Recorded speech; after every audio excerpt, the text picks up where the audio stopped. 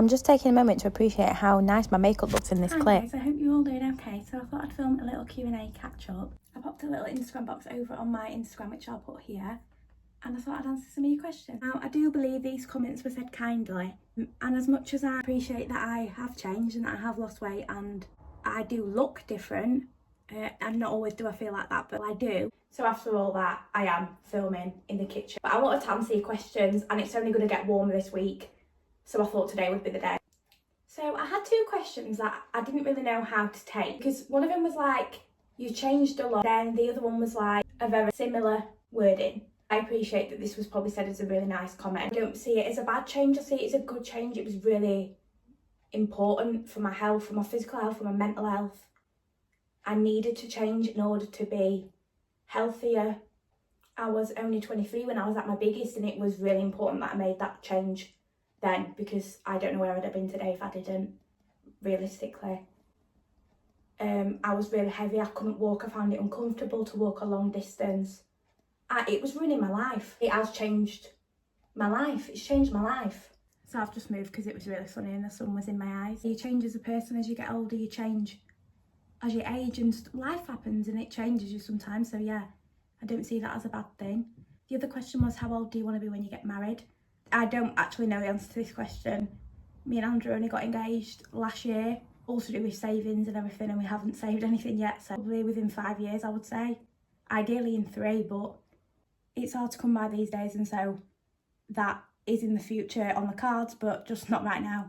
Yeah, and there's all sorts of things to factor in. Don't think that'll be yet, but I'm happy to be engaged and it's really nice. Future editing me coming to you now, because I've just gone to edit this video to realise that I've not answered 2 other questions. And this one's similar to the one before that's like, it's sad that you've changed a lot, and I don't think it's sad that I've changed. I think it's healthy that I've changed, and it was important that I changed and lost the weight. If it's in regards to that, if it's in regards to something else, I would say my personality's probably been the same for a lot of years. I'm probably a little bit more anxious now than I was a couple of years ago, so I can be a little bit more quieter, but I am quite a talkative person. Sorry, my throat's a bit sore today. Would you apologise even if it's not your fault?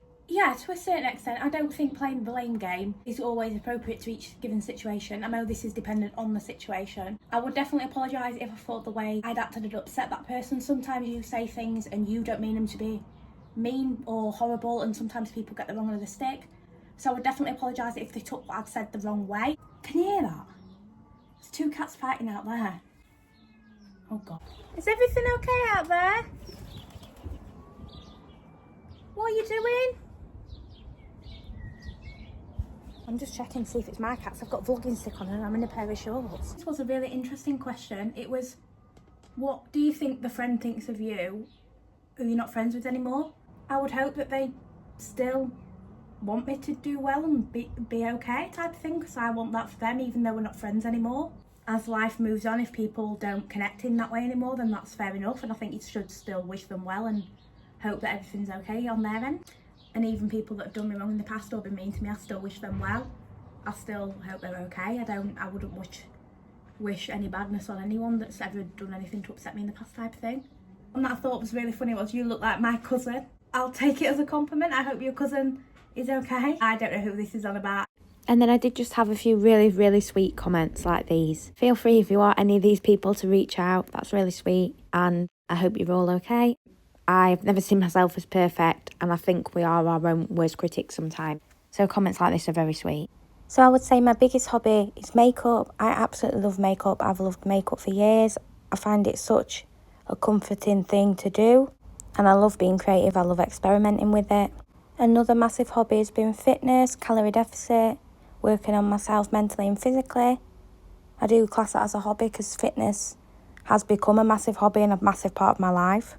And then another massive hobby of mine is art. I haven't drawn in a while, but these are some of my biro drawings. I did take art at A-level, and honestly that's what made me fall in love with doing biro drawings. I do like painting and just don't feel as confident at it as I do as biro. I find art so therapeutic, and I think out of like pencil drawings, painting, dry brushing, all the different art I've done in the past, biro is the one that I find the easiest to do and the one I love the most.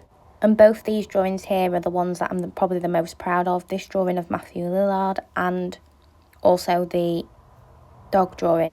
I will say biroing people and creating biro drawing people is a lot harder than drawing biro for like animals or pets. I am 27 years old for people that don't know, and my birthday is the 10th of July, so on the 10th of July this year I will be 28. And then this next question, how do you feel about friends that cancel plans last minute? I don't feel anything bad towards them. I think sometimes there's things come up and you can't help it. I would never make somebody feel bad for not being able to make like a meet up if they're poorly, or you know, if family stuff's going on, or, you know, there is a lot of reasons why people can't always be somewhere. I know myself from having to cancel plans myself, how awful it can make you feel having to cancel plans. And sometimes illness just gets in the way, especially with my stomach issues. There is plans that I have cancelled last minute. You know, you really hope you can be there, and then on the day you feel awful or something comes up. I think if you're doing it all the time, every time, and there's not a legitimate reason why, then that might frustrate some people. But I wouldn't judge anybody based on them not being able to meet up. So I thought I would answer your question by showing you what I do throughout the day, as opposed to telling you. So I usually get up and I start with reading. So I'm reading the Stacey Solomon Tap to Tidy, Organised Crafting and Creating Happiness in a Messy World book. I'm obsessed with this. I actually picked this up from a charity shop. Look how stunning the insides of some of the chapters are. I do find this such a really good book, and if it's available still, I will link it down below. I don't know how old this is. So I usually start off and read 10 pages or a journal. This palette is by the incredible Nikki Tutorials. How super talented is she? Oh my god. So on this particular day, I was feeling well enough to put some makeup on, so me and Mum were going out. So I just did this gold bronzy smoky eye using that Nikki Tutorials palette, the Nimue palette, which I absolutely love, and this was the finished makeup. Here are a few different clips. I did post a tutorial of this makeup look over on my beauty Instagram, which I will put on screen now, just Glam by Whitney, and then my normal Instagram is just Whitney Lauren Jones. And I was using the e.l.f. Intense Ink Eyeliner, which I am obsessed with.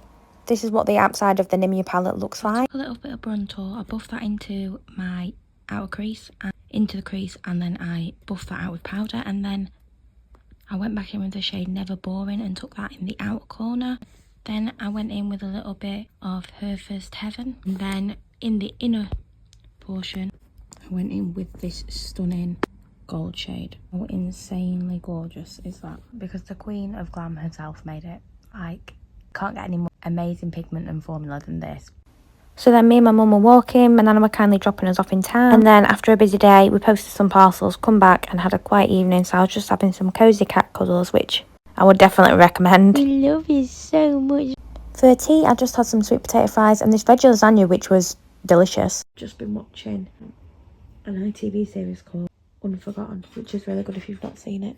So I love putting this Imperial Leather Relaxing Bath Soak, this is a lavender one, in the bath. And if I'm not using this, I'm using the Deep Sleep Shower Gel. Now I don't actually like the smell of this, but I love the smell of all of the other This Works products, so I am using this as a shower gel. And then I love putting in this Sanctuary Spa Bath Foam, which is the aloe vera and wheat proteins one. It smells incredible. If I'm not using the This Works one, I love this Frosted Candy Angel one by Treacle Moon. This smells exactly like Snow Fairy from Lush.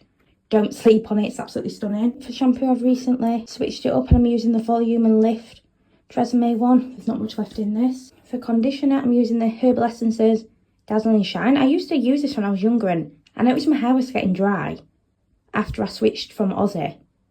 So I've switched back to this. I stopped buying Aussie because it was expensive and just started using any shampoo, and I really noticed a difference.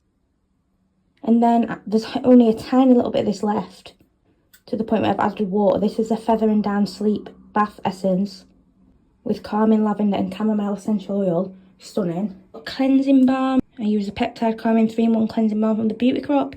This is a mini, absolutely stunning. I use the Glow Hub. Oh my god. Nourish and Hydrate Cleansing Balm. This is a peach and coconut scent. If I want an extra deep cleanse, I use this In Love With Me P. Louise Blue Raspberry scent. And then I always get out of the bath and choose a spray or like body spray or body mist to spray my pyjamas with. This time I use the Victoria's Secret Purple Haze one. So I'm just going to read a few more pages before I go to bed. So thank you for watching this video. Thank you if you sent any questions in or any comments on the anonymous page or on my Instagram. And I'll see you in the next one. Bye. Oh, Mummy, you are so sweet. What a sweet bean. Ticket, ticket, ticket.